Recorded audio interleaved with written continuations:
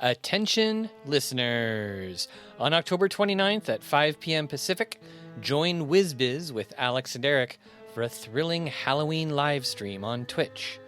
We will be discussing Fiona and Cake and divining using a Ouija board and pendulum. It will be spooky fun! Don't miss out on the Halloween live stream extravaganza. Subscribe to our Twitch channel to stay updated and be part of the spine-tingling action. Visit twitch.tv/WizBizPodcast and hit that subscribe button. Be prepared for a Halloween experience like no other. We will see you there.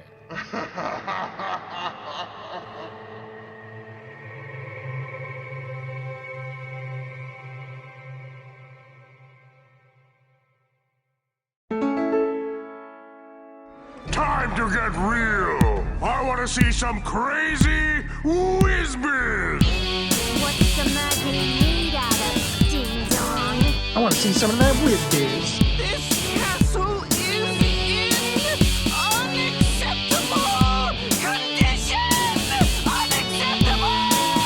Mathematical! You terrible. Bacon pancake! Hello, everyone, and welcome to the WizBiz with Alex and Eric. I am Alexander Michael Bolin, and with me, as always, is Eric Lieutenant Arneson. Hello. Hello. Or rather, hey, Zolnut. Oh, that's a good one. It's up there with the worst jokes in the show, which purposeful worst jokes. Right. Yeah, I But, don't think are they're you gonna? Did you tell them what we're doing? we're discussing the Adventure Time Season 3 episodes 14 and 15? Yeah, 14 is Butopia, and 15 is No One Can Hear You. Yes. Yeah. When I said I was ready, I may have been like a little... I didn't have my notes open, so I had a moment ago panic. Nobody's like, oh, really ready when they start recording. It's always a lie. You can pretend like you're ready, but I think you're thinking of the spin-off show. Because the cake is a lie. The cake is a lie. Yeah, Fiona and Cake. Cake is a lie. I'm making a reference from the internet from a decade ago. I'm old. Eric, how have you been since our last recording? I have been good. I've gotten some stuff done that I needed to get done. It's been kind of... It's summer. It's the dog days part of summer where I'm really, really sick of the sun. I just want the sun to go away. Yeah. We had like a 90-degree day this weekend, and it just pissed me off. So aside from that, I'm good. Excellent. How about you, Alex? I'm just terrific. Unless you take into account everything on the base layer of Maslow's hierarchy of needs. Discounting all of that, I'm doing great. My mental health is perfect. I have a really great relationship. I'm doing well physically. I'm having my emotional needs met. I mean, everything's just terrific. So, assuming you ignore the entire spectrum of human emotions and existence. So we can just kind of gloss over everything then. Everything's fine. Everything's perfect and rosy, and there's peaches and flowers and like free beer and shit. I believe you are correct. What stupid bullshit can I possibly talk about to distract us from these episodes? I got nothing. All right, we'll talk about Butopia. I feel like we could mention Fiona and Cake. I think probably people listening to this episode just heard a little spot at the beginning saying, come and listen to our live stream about Fiona and Cake, which we haven't scheduled yet, but we will have scheduled by the time this episode goes live. Yes, that is true. That is true. I bet you it's going to be excellent too.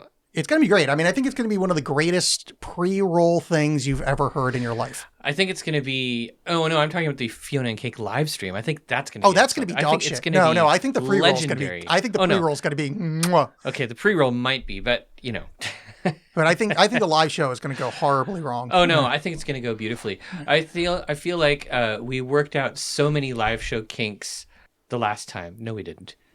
Whew, gosh, that time that we accidentally streamed while we were recording, that was fun. Yeah. And then the time that we did the remote, both of us watching while I went through Slay the Spire, and I had my mic looped through the thing twice. That was fun. Yeah, that didn't work so well. Yeah, I still haven't figured out exactly how to fix that. The good part about all this is I have no expectation of being good at computers. So you're the one that finally gets to feel bad about something. Because I feel bad about everything all the time. And this one's like, yeah, well, I'm bad at this stuff. So like it's it's not that I'm bad at computers. I just don't care that much. All right, so let's talk about Utopia. Okay. Well, All I right. mean, yada yada, we're gonna do a live show. You're gonna hear about that already. Season 3, episode 14, Butopia. Okay. Hey Zolnut. Hey Zolnut. Is this an episode that you're gonna say you don't like? I'm gonna say this is an episode that I remembered liking a lot more. Really? Than I do. The strength of Susan Strong as a character later in the show. Watching it in this order, her being this scared dummy, actually kind of annoyed me a little bit. Like and I know that's bullshit because when the show came out, when they wrote these episodes, they didn't know that. That's not. I'm not blaming anybody on the show. I'm not blaming the episode. But it's one of those deals where you go back and you're like, oh wow, this is rough. It's kind of like we brought up Agents of S.H.I.E.L.D. in a previous episode. Like if you watch that first season and Fitz. It's like this. He's like, oh my god, I'm so afraid of everything. And you're like, it's fun, but you're like, what he turns into. You're like, I kind of want to get to that already. Like Susan Strong's kind of that same thing. We're just like, I want to get to her being good. I think they do a really good job later on explaining all of her problems. You know, I mean, she got some brain damage and some microchip damage. But I also really love how they keep so many things hidden. Like even by the end of this episode, you don't know what Finn discovered under the mask. I think the Susan Strong reveal at the end, or lack of reveal, is fine. Like it's cute or whatever. But I don't like. Again, this is colored by later episodes. Is that lady's his mom's age? Susan Strong? Yeah. No, she's not. She is. They went to school together. No, that wasn't his mom. That was Minerva. Isn't that his mom? Minerva was one of her teachers. Okay, so she's. Susan Strong is... Wait, who did Susan Strong go to school with? There was another scientist girl that we should find later on. Remember, because at the end, Susan and the other scientist girl run off together to explore together. Oh, you know what? I'm thinking of Susan and that dorky lady that wants to escape that went to school together. Remember, she's got like her dork friend? That's her. Right. Yes. Susan and the dork friend... Yeah, go to escape together. Minerva is older. Okay. And the crazy cyborg doctor lady is older. Yeah. So I would say the crazy cyborg doctor lady is probably the same age as Minerva. Okay, no, all right. So I take away some of the uncomfortability with that because I don't like him, getting all lusty at older ladies. But like, if they're close enough in age, that's fine. Yeah, I mean, I don't know. I'm sure Susan's a little bit older, but it's hard a little bit's fine. Like, I was thinking that's like full out mom age. I conflated those two plot lines. But it definitely, Finn's got like a weird little bit of a crush on Susan Strong. There's nothing weird about it. There's a lot of guys with like a squish fetish, Oh God, one of my favorite scenes in this is when Susan just picks up Jake and turns him into a paddle. Just goes yoink, and he's a paddle. I was just like, oh man. And it's a great kind of thing on Jake's personality that he doesn't bother to just switch sides. Yeah, like he can mold his body. He could just make his face not be in the water. But I think anything for the joke. Yeah, there's a couple. There's another. Oh, there are some really great Jake scenes in this. His song where he's like, I'm on a boat with a couple of kooks. What was it? Hold on. Oh, yeah. Dip it in the water. He's doing that like weird kind of Al Jolson-y stuff. Yeah. Or where at the beginning where he's, he does. I think we've talked a lot before about, Jake is super, super protective of Finn. And there's that scene really early on where he's like, I'm coming with you, but only to be disruptive and obnoxious. Yes. That's why I feel like in our relationship, I'm the Jake. You think you're protective of me? No, that I'm disruptive. Like I'm disruptive and obnoxious. Oh, okay. Yeah. That makes sense. Yeah. Yeah. No, I don't think there's much fatherly doting going on. Like an old brother thing? Yes. Let's talk about the episode and the reference to the magic of the red flower. What the hell is that from? That is from The Jungle Book by Rudyard Kipling. Thank you. Yeah. I was like, I 100% know. I don't know it from the book. I know it from the cartoon from Disney. Oh, God. Like with the no, that Snake song was badass. And Bare Necessities, that movie rules. Oh man, I haven't seen that movie in so long. Neither have I. It's probably garbage, but I remember it. The 8-year-old in my head remembers it very fondly. I suppose as a since we're a podcast where we always gush about cartoons, me being like, ugh, I can't believe you prefer the Disney cartoon over the book is probably out of character for our podcast. I should be like, oh man, that cartoon is amazing. Yeah. Let's watch it. That can be a bonus episode. Oof. Yeah. I just want to see Shere Khan eat some people. Yeah, Does that'd be Shere cool. Khan kill anybody in the cartoon? Yeah, I think he eviscerates Mowgli. Does he kill Bambi's mom? Yeah, no, he ties Mowgli down and then eviscerates him live and then grows a tree out of him. Nice. Oh wait, no, I'm thinking of the sequel to Ender's Game. Okay, yeah, no, I don't remember. Yeah, so Susan shows up and says, I need your help because you're brave, I guess, and you. Yeah, because you're brave and you have the red flower. Yes, a lot of other people have red flower, and Susan is yolk. And this is part of the thing that annoys me. Why are you so afraid? You're a monster. You're a giant woman with huge muscles. Well, I don't know that she has that much of a self-image. You know, She had to have seen a mirror. She's massive. She just looked down. she probably looked in the mirror and got scared. I mean, yeah, that's true. She is fucking I monstrous. mean, they make it pretty obvious that she's unaware of her own strength. You know, I Yeah. mean, when she clutches Finn's chest, for instance, like there's a lot of points in the episode where it looks like she's not aware of her own strength.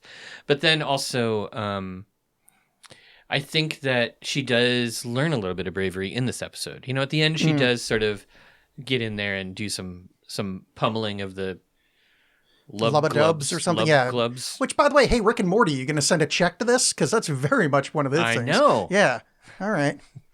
I mean, that's probably the worst thing that Justin Roiland has ever done or ever will do. Glubs. Oh, he's a sex pest and got fired from his own show. Yeah. He's a sex pest. And he got fired from multiple shows, including Adventure Time or Oh, yeah? Fiona and Cake Oh, good. and the regular show or whatever. No, the other show he's on, which I never watched. I don't remember. Solar Opposites? I've never watched it. Neither have I. But yeah, anyway, the point is, Susan shows up and Finn's like, hey, all right, let's do this thing. You're hubba. And they go and we hang out with the axolotl boys, which is what I'm going to call them. The humans. Humans. Yes, very Ferengi pronunciation. So they evolved from humans Or fish. or fish. We don't know. It's only been 1,000 years. Yeah, that's why I think they would have to evolve from humans. Or it was some sort of magical accident or some sort of Yeah. science accident. Yeah, that's fine. But I feel like, proximity to humanity, I feel like it would have to go human developing gills, not fish developing. I mean, maybe they started as dolphins. Dolphins are pretty close. I wouldn't. Oh, dolphins don't have gills, though. I was about to say something. I'm going to let you walk through your science on your own. No, I wouldn't be surprised if they were normal humans who had undergone mutation, because Yeah. we do know that later on when we do encounter real humans, they're freaked out by the idea of mutants. Like they don't want mutants anywhere near them. Yeah. So my suspicion is that the humans are just mutated humans. Yeah, that's what I was thinking as well. But we're also, the humans' major predator is the fluggalubs or whatever the hell their name Lubglub. is. Lubglubs. Which are things that evolved to make pool toys as an attractive thing, like lanternfish. I know, isn't that clever? But I'm saying, but within 1,000 years, some kind of thing. So there's some kind of evolutionary speeding up going on here. It could be that it's just purely accidental that the two of them are in the same ecosystem now. No, but I mean, Because it sounds like the humans were in Butopia and then the Lubglubs showed up. so you're saying the Lubglubs, by accident, evolved to look like pool toys? They must have already figured... Oh, okay, I have a theory. Lubglubs are magical shadow creatures. And Okay. they happened because of some of the gas from the mushroom bomb getting into a toy store or a public swimming pool or something like that. Love it. Okay, Okay. done. Love it. Yes. Headcanon? Yes. It's Head- like that guy from Ahsoka. Yeah. You know that gassy boy? Gassy boy from Ahsoka. Yeah, did you not watch? Have you seen all the episodes? I've seen... Yeah, what's the gassy boy? The guy that's not emo girl or beardy McOld Jedi. You know, their third friend. Oh, Remember- the one who's all wearing Yeah, and all he gets his gear. stabbed and gas comes out. Oh, and he yeah, dies. yeah. He's basically a Lub Glub. Yeah, he's a love glove. Okay, so cool. Lub Glubs are Star Wars monsters. Yeah, all right, cool. I hope Star Wars is sending them a check because this episode apparently getting stolen from quite a bit. Lub Glubs are basically just pure midichlorian farts. Yeah, I mean, I think that's the only reasonable scientific solution. My favorite thing in this episode is I'm a big fan of antiquated slang, Conan O'Brien style. And when Finn refers to Susan Strong as being on the trolley, Oh, yeah. I was like, love it. Love it. I will sit through this entire episode, even though I'm not that fond of it, because on the trolley, it's terrific. One other thing, I loved Jake in this episode, and I want to just talk about all the things that he did that I loved so much. First, Can you do it in alphabetical order, though? no, I can't. I'm going to do it in scattered order, which is basically when I look down at my notes, I'm like, oh yeah, and. So the song, which I already mentioned, I really loved the song. I thought it was done well. It was a different style for Jake, and it was just put together very nicely. I really liked Jake's dance on the raft, where he turned into an homage to Botticelli's Birth of Venus. That is true. And I really liked at the end where he's got the red flower and he's stretching up to the big lantern in the center of the city, and he's doing this thing. He's like, oh, it just goes right in there, huh? All right, 1, Yes. 2, and he keeps counting. The big massive Lub Glub comes up and grabs him. Jake can stretch his arm. Like, he doesn't have to necessarily be grabbed, and he's got his other arm right there. So for a moment, he's still just sort of like, oh no, this is terrible, and then he throws it in. Yeah. But like, it's fake, right? Like Well, Jake's flair for the dramatic supersedes his will to survive. Yeah, I think that's established. Yeah. And I also already mentioned the stretchy thing where Susan stretches him into a paddle and he just goes along with it. Yes, big fan of that. And I liked his, I always enjoy seeing Finn and Jake in combat, just sort of smashing stuff. Or his thing was like, he's this pickaxe hand to pop the balloon. That was good. The Lub Glub comes out. I really think Jake just kind of stole the show. Well, if I may add, there's 2 more things that Jake did that were quite great in this episode. Ooh, okay. One is, oh no, that thing reminds me of my father. Oh, yeah. And he's like, oh, I must be going a little bit nuts. And later he's like, oh, that reminds me of my mother. I'm crazy. Yeah. Really fun. Yeah. Those were excellent. Those were so good. Yeah, his lines were great. Everything was. It was. That reminds me of my favorite review of the movie The Watchmen. I know it's a comic book first, but some guy's review said, I really liked all the costuming except for that one guy's whose mask looked like my parents fucking. It's such a great joke. Yeah, I think that it's tricky to have such quirky humor in a show like it's in an animated show and still have really good comedic timing, kind of interlaced with stuff that's a little serious. I mean, the Finn being the last human is one of like the major plot points, the major plot arcs in the show. Yeah, and the mystery of Susan is kind of like taunting him constantly. Or, at least when she's around.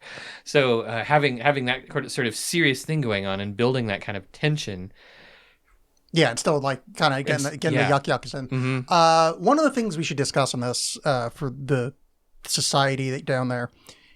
So at some point, humanity went through our malls are powered by giant Promethean flame phase. Yeah, can we get to that soon? Well, actually, we can't. That because that those big Promethean flames, that they're totally fossil fuels. That's just going to bring on the mushroom war even faster. Yeah, I mean, I guess. It's just, man, that seemed cool. We have LEDs. Yeah. LEDs are cool. You can do lots of cool stuff with LEDs. I know. I mean, I like a light emitting diode, but I want a fire emitting torch. at FET. Another thing that I really want to mention about this episode, the clashing rocks. When I first saw those, I was like, oh, it's like Scylla and Charybdis, like from the Odyssey. But then... Wait, hold on a second. The clashing rocks? I think I totally forgot this. There's this whole part where they have to go through these huge clashing rocks. Oh, yeah. Sorry. Yes, of course. The word clash made me think of 2 rocks fighting. Well, like Clash of the Titans. Yeah, you use proper terminology. My brain just went wonky places. But after reading about it a little bit, I realized, so, in the Odyssey, Scylla is a sea monster and Charybdis is like a whirlpool with rocks or something of that nature. But Jason and the Argonauts, when they go on their quest to go get the Golden Fleece, they have to pass through the Symplegades, which are clashing rocks. Yeah. And they have to figure out the exact timing, and they have to rush through. And the Symplegades do crush part of their ship, part of the Argos, but they still make it through. And them making it through the clashing rocks breaks the curse, and the rocks no longer clash. Yeah. That scene from Jason the Argonauts actually comes from that scene in... shit, I can't think of the name of the movie. Fuck. It's not a movie. I know. No, I'm saying that scene from a movie. What am I thinking? Oh, you're thinking of the Jason. No. the Argonauts. Okay, here we Oh go. my god. No, I know. love that So, movie let me follow. much. So the Jason Argonauts scene, they actually stole that from that scene in The Rock where Sean Connery has to roll through timed fire to get back into Alcatraz. I thought they stole it from that scene in Galaxy Quest where. Yes, 100%. I love that. Honestly, I didn't know that crushing rock thing came from like actual, Greek cool sources. I just always loved that as a cheesy idea in any kind of show where just like, for some reason there's rocks that are slamming together rhythmically. That's just a thing. Why would that be there? Can't answer that for everybody. There's just like clashing rocks. And then another thing. So I want to know who wrote this episode because there are a lot of really good old-timey references. We had the Botticelli, we had Rudyard Kipling, we have Jason and the Argonauts, we have the old-timey slang that you mentioned. And then at one point, Finn uses Balzacs as an expletive, and that was a reference to Honoré de Balzac, the author. Yeah. Well, it's written by Adam Muto. Well, Adam Muto, congratulations. Yeah. You have won Adventure Time Episode Writer of the Week. Yeah. It also says story by Mark Banker, Patrick McHale, Kent Osborne, and Pendleton Waird. Oh, Never yeah, heard of him. I've heard of that guy. Oh, really? Oh, Yeah. Must have only just been on an episode or two. Yeah, just one or two. What I love about that is there's a story by Pendleton. We're already in season 3, and I grew up loving The Simpsons. That was a foundational text for me in high school and early college. Like That explains the hair. memorizing. Oh yeah, because I got the spiky bard hair. I was thinking you got the tall blue Marge hair. Oh yeah. I did go through Buffon phase, or whatever you call those things. But Matt Groening, who made The Simpsons, basically had nothing to fucking do with it after the first season. Like Really? he's never like there's no story by credits. Like he's just like he basically just made the show and then fucked off and became a billionaire. Like but I like that Pendleton is like actually involved in the show. He voices characters. Like, He's nice. he's super involved. Like I don't know about all the way through, and I don't think he has any credits in Fiona and Cake. Well, he does voice in it. Whose voice does he do? It's the fucking Lumpy Space Princess or whatever the version of that is. Is it? Okay, that makes sense. Lumpy park dwelling prince. I don't remember what they call him in that. I think he does another voice as well in Fiona and Cake. Okay, well, we're not going to talk about that right now, We are. but we will talk about that on our live stream, Possibly, maybe. if it works. Uh, If anybody at home wants to start putting bets on what's going to go wrong in our live stream, post it on Blue Sky. We are WizBiz Podcast on Blue Sky. Start suggesting things that might go wrong, and we will put together some sort of poll. Yeah, it'd be great. Maybe we will publicize the poll at the beginning of the live stream, and then by the end of the live stream, we will have zero. Well, actually, you can't have polls on Blue Sky, so you can't. No, We'll have to post a link to it. Well, here's the thing about Blue Sky is it's still in beta. I shouldn't be this shouldn't be the one that we're directing people to. It's just that Elon Musk went full Nazi and I don't want to point people to Twitter. So I'm kind of out of ideas because all the other ones I don't like. Yeah, and I want to do threads. I don't want Meta in my business again. Yeah. And I love Mastodon, but it's it does seem to be mostly computer nerds. Yeah, it's computer dorks. Yeah. And there's a lot of social justice stuff happening on Mastodon too, which is nice to see. But it's not, and I assume eventually it'll get easier to use. I'm enjoying Mastodon a lot. I liked Mastodon. I fucked around with it for a little bit. It's just it leans a little more geeky or it leans a more computer geek side of things, which I'm distant enough from that that doesn't really resonate with me anymore. Meanwhile, Blue Sky is mostly furries. I mean, Blue Sky is a lot of like sex work, a lot There's of a lot trans of people. a lot of nudity on Blue Sky. Yeah, which I'm fine with, except for some reason my feed, not a lot of boobs, a lot of guy hanging dong. I don't get a lot of boobs, which I'm not saying like good for you for having a dong. I'm glad you feel comfortable hanging it out there. I'm just saying if given the choice between seeing a guy hanging dong and a boob owner showing boobs, I'd prefer the boob owner showing boobs. I feel like what you need to do is this social media thing that they call curate. You need to curate your feed. I believe you need to go on Blue Sky more often because that's not how Blue Sky works.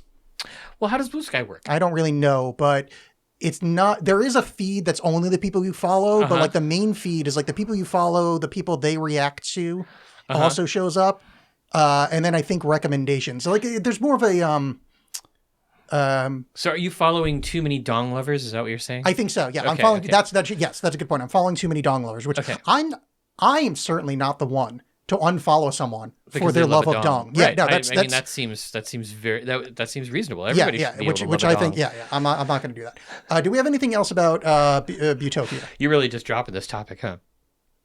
I mean, I feel like we've covered it. Yeah. I have nothing else about Butopia. Perfect. Are you ready for Let's do a segment. a segment? I have some shiny rocks here. Well, a shiny rock that goes. You'll see. This is a list of idioms of improbability from various languages. Ooh, okay. So, Are you going to tell me the English version and ask me to guess which language it's from? Or are you I mean, I'm going to tell me the foreign language version and ask me to translate it for you? well, one, you don't know this language. How I'm do going you to know guess. that I don't know this language? I know like 9 languages. You say that, but every time we bring that up, you don't really speak it or have the ability to read it. Or I believe you in German. I believe you in a little bit of Greek, but after that, no, for sure. But we're good. I'm just going to pronounce it this way. Okay. Quam puissant y och. I pronounced it like French. Here's a hint. Pissan Not- y och. That is like a fish out of och. I don't know och. Well, with a accent ch. Yeah, that's what I figured it was, but I still don't know what it means. Okay, yeah, you're entirely wrong. It is when the geese will piss. That is from a Milanese dialect, Lombard, which I have no idea what that is. That's why That's in Italy. that was my guess. But like Milan. But When the geese will piss. yes, which is why I thought you would know that one because I'm pretty sure you don't know Italian.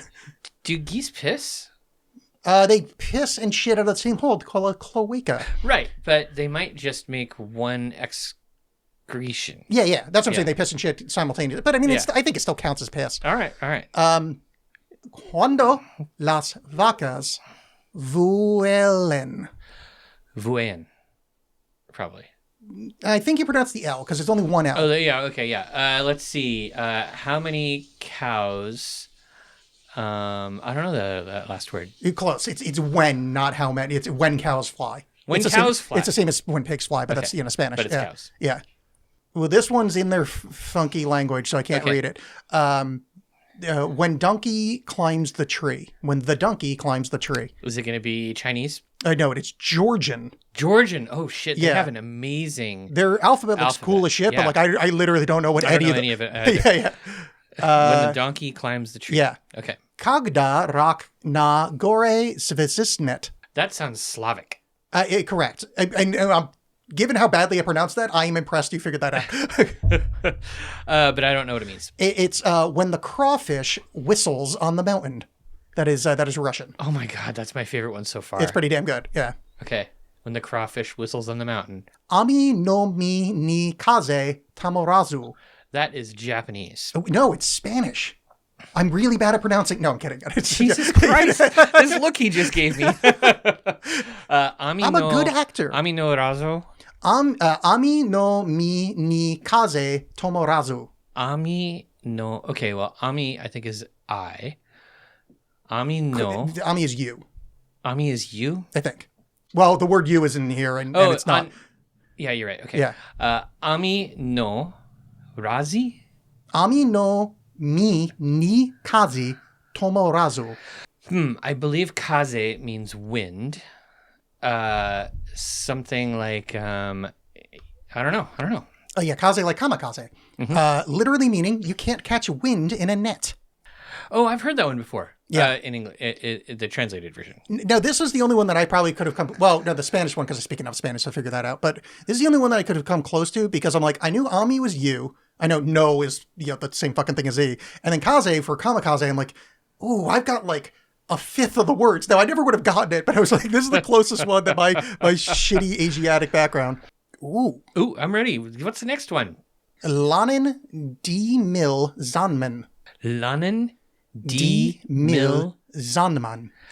I honestly can't tell what language that is. The mil makes me think it might mean million or thousand in some Romance language, but I don't know. What's that? It's Seychellois Creole. It's the shit. Creole spoken in the Seychelles. Okay. And it means year 2000 and never. Oh, so I got the 1,000. Yeah. The mil was the correct mil. Cool. Bukra fil mishmish. Bukra fil mishmish. Yeah. Shit, I've heard that before. But I think you probably would. This feels like something you would know. Well, I mean, something you would have run into. Bukra fil mishmish. I don't know. What does it mean? In Arabic, there's an Egyptian proverb that means tomorrow when the apricots bloom. Aw, I like that one. Yeah. That's pretty. Oh, yeah, I'm not even going to bother trying to pronounce this. Is a train running here on me? And not the way you're thinking, or at least not the way I'm thinking. This is definitely going on Blue Sky. Yeah. What is it? It also says pulling down the lower eyelid of an eye is a train running here on me. I think it's part of the idiom. You do that? Yeah. Is a train running on me? Yeah. It's a jedzi mi tu posiag. It's Polish, and I've never been able to pronounce Polish. Oh yeah, Polish is tough. They've got some weird letters. Yeah, I'm from a Polish background, and Me too. I've learned some Polish, I have and not. then I see the words that I know how to pronounce, and I'm like, there's no fucking way that's that word. It's like No, Welsh. Yeah. almost. Yes. Yeah. All right. What's next? That's it. That's the entire That's it. list. Okay. I Yes. liked all of those. I think my favorite one was when the crawdad whistles on the mountain. Yeah. That's it. That's a nice That's one. pretty good. I think it was crawfish though, because we're not hayseeds and we call them crawfish, not crawdads. I can call it either one. No. Yeah. It says crawfish on. I've always said crawdad. Yeah, I know. I hate crawdad though. Crawdad bothers me in the same way that people say crick or crown for crayon. Who says crown for crayon? Fucking Pennsylvanians. Oh, crick is crick. You do hear in some rural Oregon dialects. Yeah, I mean it's actually not.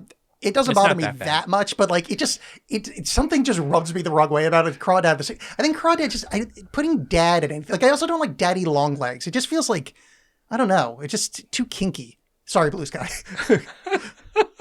I'm kink shaming the word dad. This is more of your dong problem, isn't it? Oh, that dong problem. Sorry, I haven't meant it. I thought you meant the clap. All right. Well, I did have some shiny words, but I think I'm going to save them for next time. That was a really good segment, and I don't want to try to muddy up the waters. Those were some excellent shiny rocks, and Yeah, save it for next time because my shiny rock file that I have is now currently it consists of the password to our Blue Sky account. yeah, you don't want to put that in the shiny rock file. Yeah, I just had it because it's like oh that's like a WizBiz thing, so I'm just gonna throw it over there. Oh boy, Yeah. that's some organization, Alex. You are digitally mastering things. Well, I do have thoughts behind it. Is that I use it as Google Keep, which is hidden behind my Google password. That if that gets broken into, my entire life is fucked. So as far as the thing I'm gonna keep safest, it's that password, not the Blue Sky password. So as far as like places that I digitally trust, leaving an open password in, I thought that's like the least stupid place to keep a non-encrypted password in plain text. Oh, well, that makes sense. I have a very nerdy password management. Oh no, there's a lot of as you can imagine. Yes, there's a lot of good ways to do it, but Yeah. And I do it for passwords I care about. But if someone wants to break into our Blue Sky account, I mean, have at it. That's impressive. Like, I say the same thing as like if someone can win at cheating in cards, I feel like you've displayed enough skills that you deserve to win. Oh my god, Like- I learned a card trick. Did I show it to you all yet? I don't think so. Okay, I'll show it to you afterwards. And but yeah, I learned one of those card tricks where it's like I can guess your card. Oh, cool. Let's talk about the next episode. All right, you don't want to do another segment? Well, generally we do. a segment at the end. Yes. Stay tuned for the end of the episode we where can- there's an extra segment. We're the only ones that run the show. We could easily do 2 segments in a row. You I know would like me. to- I don't care about talking about the episodes. I'm just here to make dick jokes. Season 3, episode 15. No one can hear you. What's that?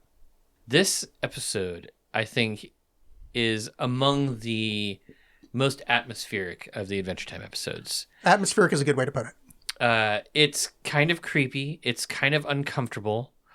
It sort of takes away some of your emotional support fun. You know, like Adventure Time, it's really, really easy to sit down and just watch Adventure Time and be like, oh, this show is so dumb and fun, and you can just watch it and be happy and stuff. This episode will not do that for you. I mean, if you're into like David Lynch, it would. This is a very David Lynchy episode. Yeah, it is a Lynchian. Yeah, it's a Lynchian episode. I think you can use the word Lynchian. I think people will know. Yeah, I think so. They might be confused with a guy I went to high school named Brian Lynch, though. No, So. you won't. You don't think? No, Okay, I don't think. yeah. I don't think anybody else will. Really? Yeah. All Yeah. right. Fair enough. Yeah.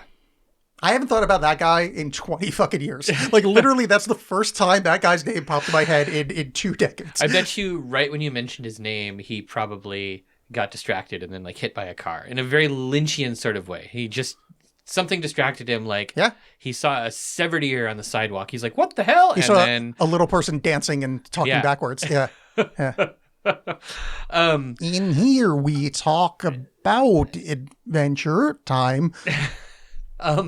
By the way, I saw some posters over the weekend. Oh shit, what are they called? Blackwater, the vegan metal bar up on Yeah, Broadway. Blackwater. Yeah. They are doing they're showing Twin Peaks episodes. Oh yeah, I right saw an ad for that. Yeah. now.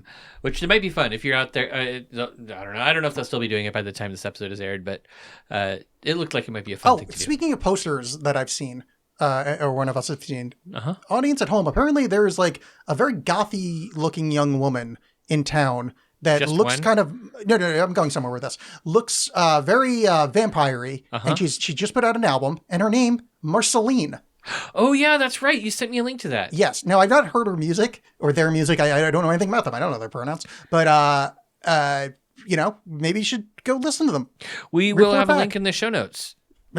If Eric puts it there, I'm gonna add it because I remembered to do it last time, and I was very proud of myself. So No One Can Hear You is an episode based around Finn, for some reason, chasing a deer through the Candy Kingdom. No, there's a good reason. Oh, what was the reason? Well, I mean, the deer is terrorizing the candy people. Finn and Jake are the protectors of the Candy Kingdom, and they're I trying guess. to get the deer out. They're trying to defeat the deer, but the deer kicks their asses. And by the way, the deer's name is the Stag. Sweet.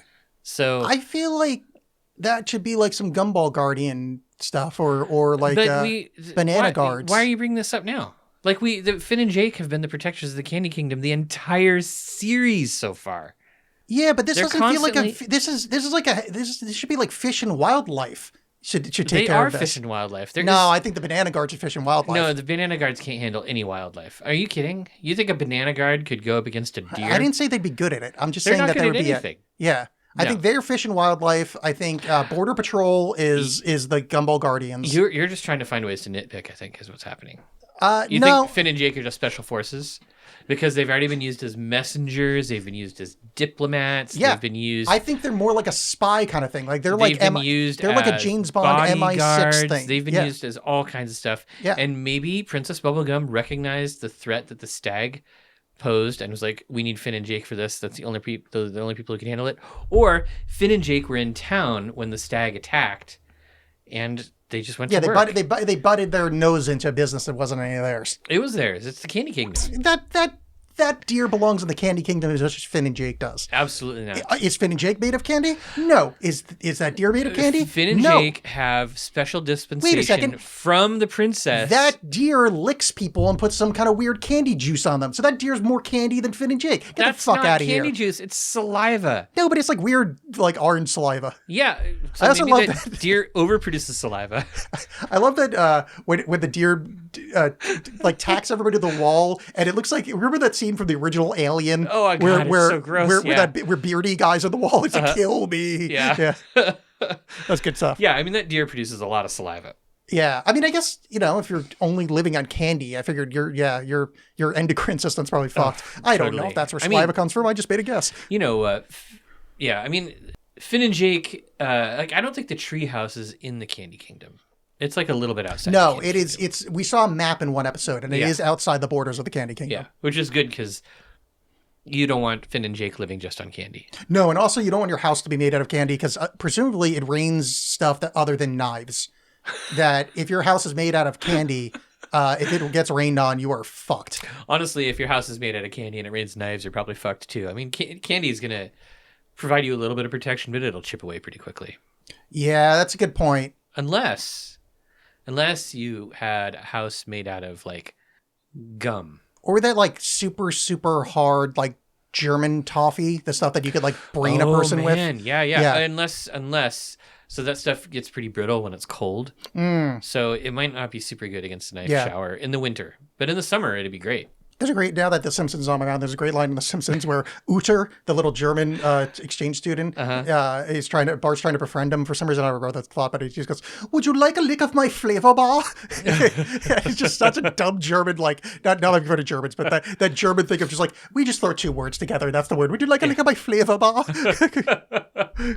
So anyhow, like, Finn and Jake both get defeated. Jake gets clonked on the head. Finn gets his stems snapped and twice. Oh my God, it was That's so pretty brutal. Yeah. And then thrown against something that clonks him into a coma for some period of time. So in the Candy Kingdom, Finn's a human, the last one, but presumably there's other near humans that they've dealt with. Yeah, like humans. But I mean, you don't see them in the Candy Kingdom that often. I just more wonder how they know how to set bone.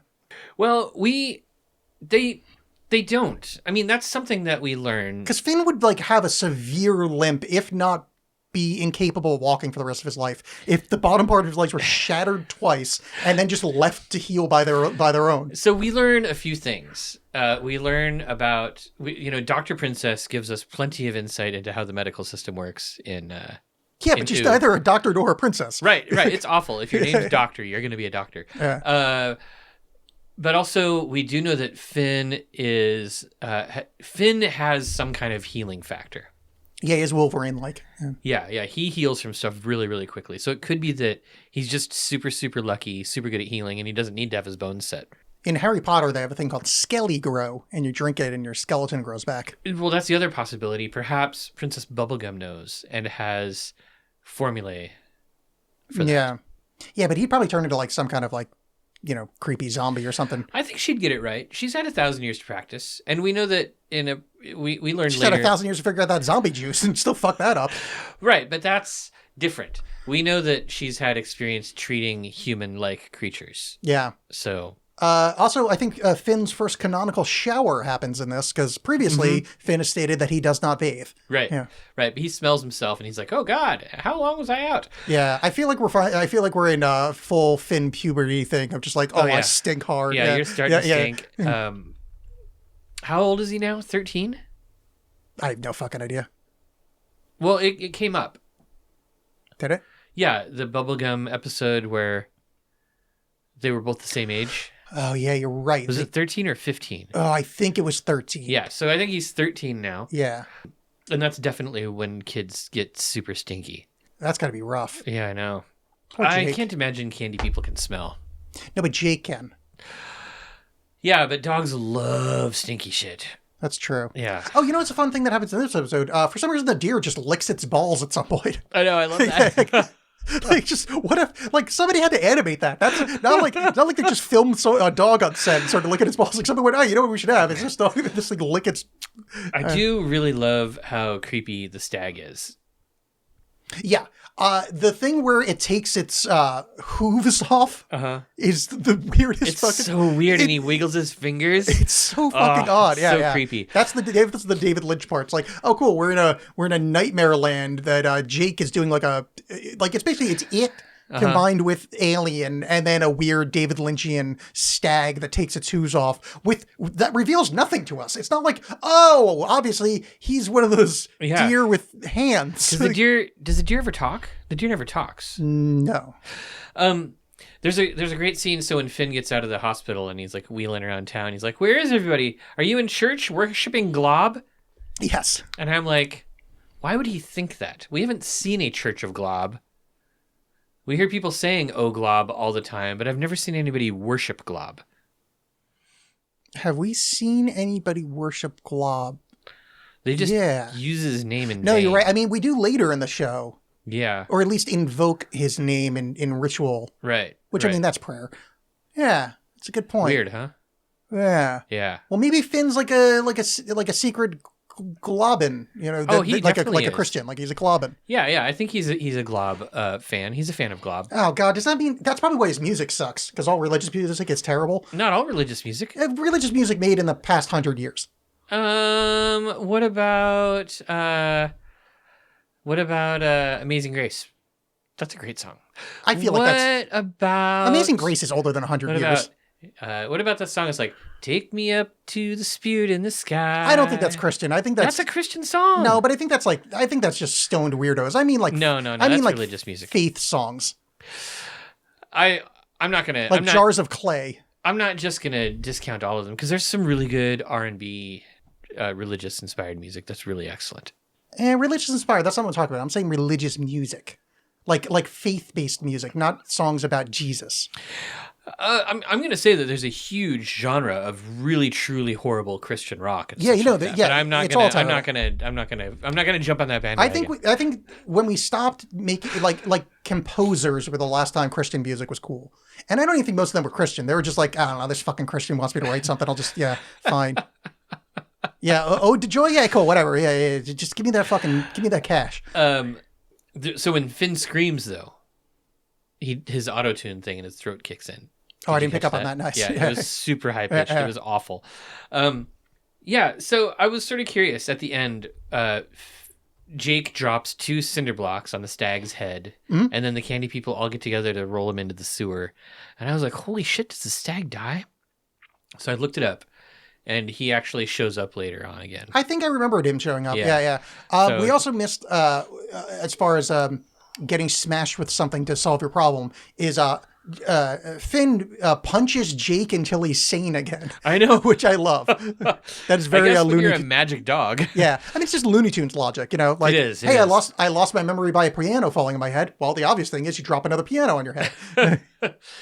Yeah, poor Jake. It must be. This is like this is one of the things that's really jarring about this episode is Finn losing his Jake support. You know, Jake is such an important part of Finn's life. Yeah. And not having Jake around to kind of protect him from stuff. Instead, having to fight against Jake.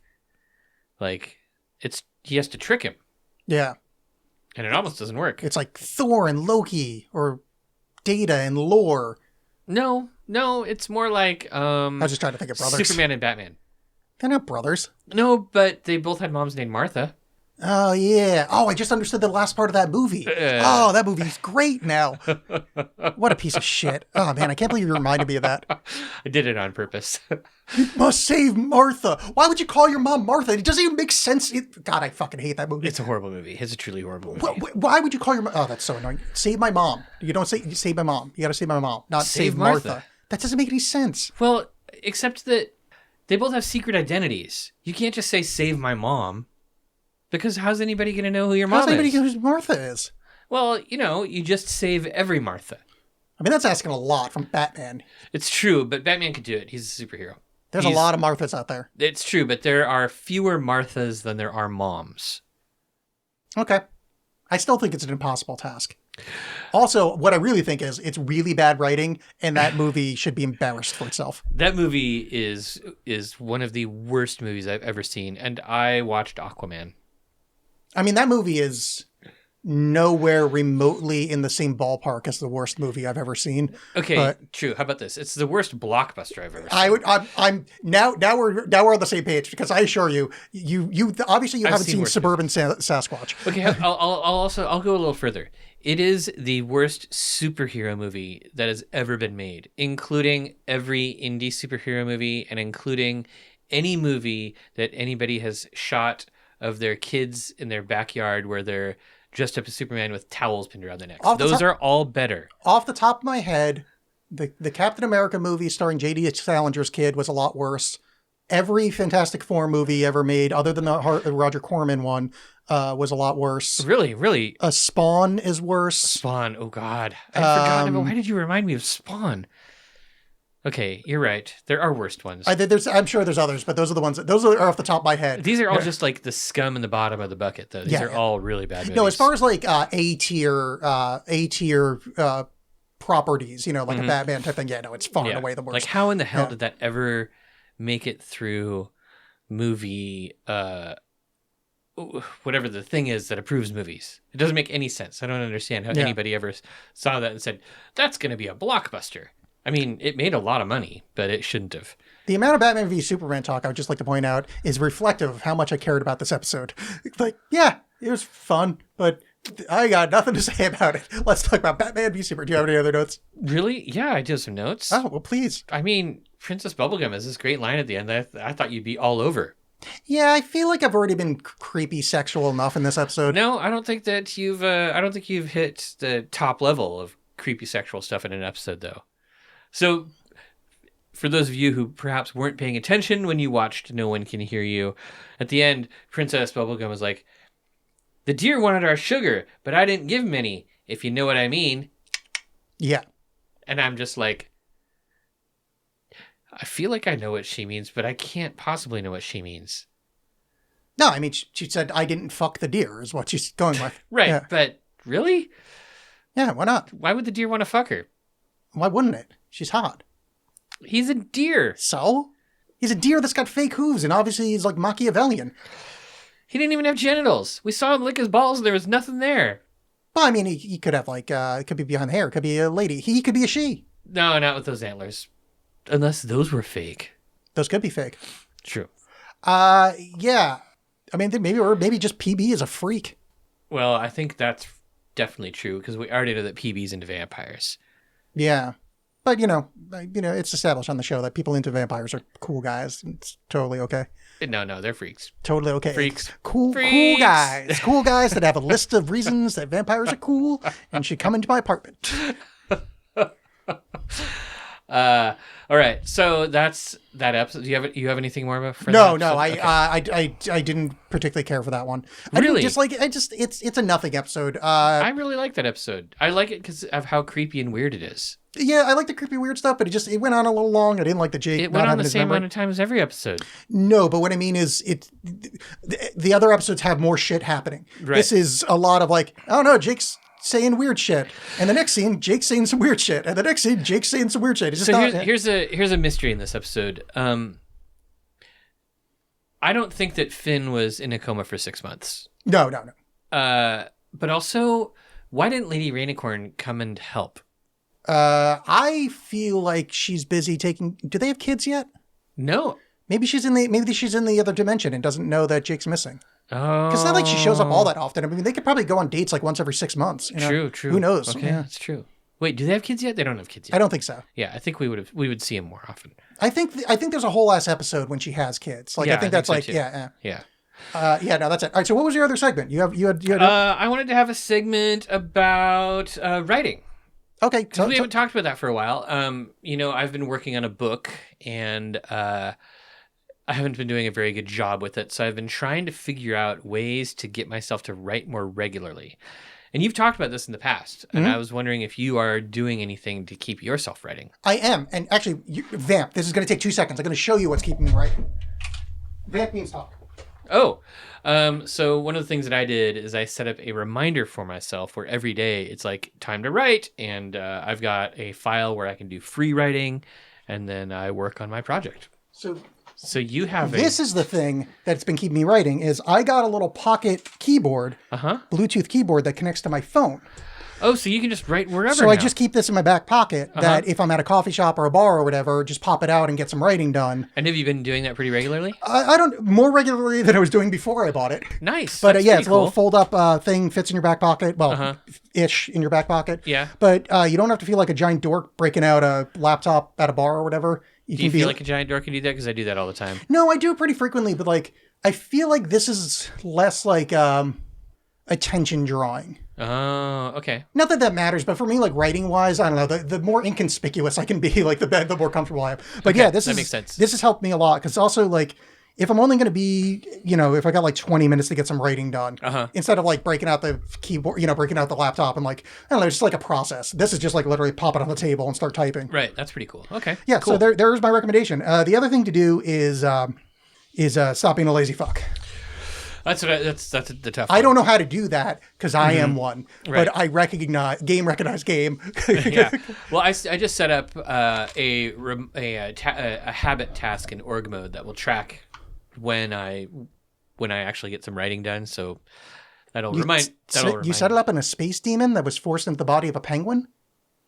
No, not Orgalorg. Oh, sorry. I Org misunderstood. mode, which is a thing in Emacs. I'm sorry, it's nerd shit. Oh. I use some nerd shit to help remind Yeah, you. I know. I figured it out, but I saw an opportunity to make a dumb joke about Adventure Time, and I went with it.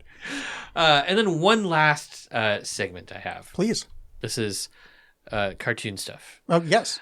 I just stumbled across the most recent series of DC animated movies that are called the Tomorrowverse series, and there's 7 of them so far, and they are excellent. They are wonderfully written. The characters are well done. It uses this amazing like cell shaded animation. Some of them are adaptations of graphic novels and stuff, but I highly recommend them. The one that I am enjoying right now. Also, I watched Justice Society of America World War II, which is I've seen that one. Yeah. yeah, it's fairly new. It's like from the last couple of years. Yeah. It's super good. Some amazing scenes of Wonder Woman just kicking the shit out of Nazis. That's the part that's what stuck with me. Yeah, it was amazing. It was so violent. And then the one that I'm in the middle of now, which is a 2-parter, is Batman: The Long Halloween. Oh, I've seen that one as well. Yeah. And it's 2 movies, and it's a great mystery with kind of like a fallible Batman. So Batman's not just super infallible; he actually gets some stuff wrong. Anyhow, both I've been really impressed so far. So I would recommend those to the listener. Excellent. What do I have any cartoons I can recommend? I don't think I've been watching any cartoons recently. How's that possible? Pretty sure you watched some Adventure Time and Fiona and Cake. Yeah, but we're going to talk about that as a show. I've been watching the live action One Piece. That's sort of a cartoon. Is it good? Yeah, it's great. It's honestly, it's the best live action adaptation of an anime that's ever happened, other than the Wachowskis' Speed Racer, which I'm fond of. That's not sarcastic. Wachowskis' Speed Racer is fucking great. All right. It's high energy. It's weird as shit. It's super fun. Sounds good. But the live action One Piece on Netflix. I had to sign up for Netflix for something, so I'm trying to watch. So I signed up, immediately quit. So I've got 30 days to shove in as much Netflix shit. So I've been just trying to do that. Well, that sounds pretty good. I'll have to check it out. I've watched a little bit of One Piece, and it's a pretty dumb cartoon, but it's fun. Yeah, and then this is the cartoon, but they mush it together so you don't have the Dragon Ball Z 3,000 thing episodes. where it's like, oh no, that guy's coming, but look, he's still coming, walking over there slowly. They're just filling time. Anyway, so that's it. I would recommend the audience. Remember to tell your friends that we're on there. If you are on TikTok, please follow us. WizBiz Podcast on TikTok, WizBiz Podcast on Blue Sky, and WizBiz Podcast on Twitch. Yes. Follow us on all those places. Yes. That's it. We'll see you next time. Bye. Bye. Say goodbye to your dog.